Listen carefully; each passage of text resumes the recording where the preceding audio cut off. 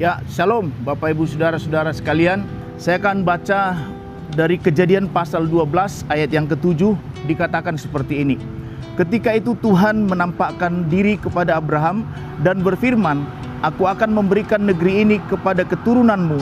Maka didirikannya di situ mezbah bagi Tuhan yang telah menampakkan diri kepadanya.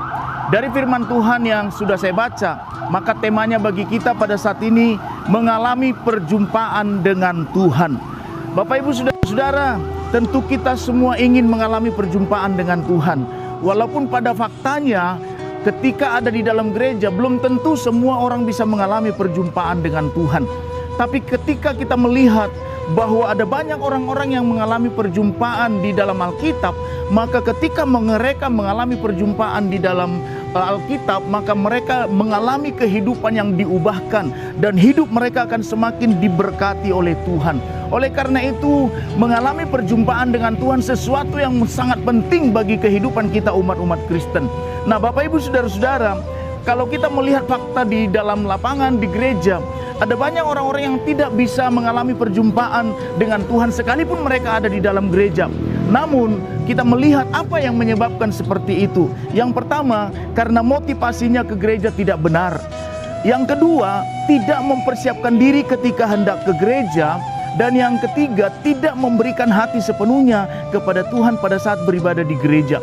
Nah, kalau begitu, apa yang akan kita lakukan supaya kita bisa mengalami perjumpaan dengan Tuhan? Supaya setiap saudara Bapak Ibu juga bisa mengalami perjumpaan dengan Tuhan. Maka ada 3 poin yang ingin saya sampaikan kepada kita, hal yang penting supaya setiap umat Kristiani, supaya kita semua umat-umat Tuhan yang ketika datang beribadah benar-benar bisa mengalami perjumpaan dengan Tuhan. Poin yang pertama dikatakan, hampirilah Tuhan dengan sepenuh hati, jiwa, dan roh. Jangan dengan setengah-setengah hati. Ada banyak orang yang duduk di gereja tapi hatinya tidak sungguh-sungguh datang beribadah kepada Tuhan. Dan yang kedua dikatakan, puji dan sembahlah Tuhan dengan tulus dan serius. Pujian dan penyembahan yang dilakukan ditujukan kepada Tuhan, bukan kepada pendeta, bukan kepada orang-orang yang ada di sekitar kita, tapi sungguh-sungguh fokus kepada Tuhan. Poin yang ketiga yang harus kita lakukan supaya kita bisa benar-benar mengalami perjumpaan dengan Tuhan, dikatakan harus rindu dan haus akan hadirat Tuhan. Harus rindu dan haus akan hadirat Tuhan. Orang yang haus dan rindu akan Tuhan pasti akan berusaha sekuat tenaga, tidak berhenti dengan usaha, tapi dia sebelum dia mendapatkan, dia akan terus berjuang, dia akan terus kerja keras sampai dia betul-betul mengalami perjumpaan dengan Tuhan. Kiranya firman Tuhan ini bisa meneguhkan kita, membawa kita kepada satu situasi sehingga dalam setiap ibadah-ibadah kita bisa mengalami perjumpaan dengan Tuhan.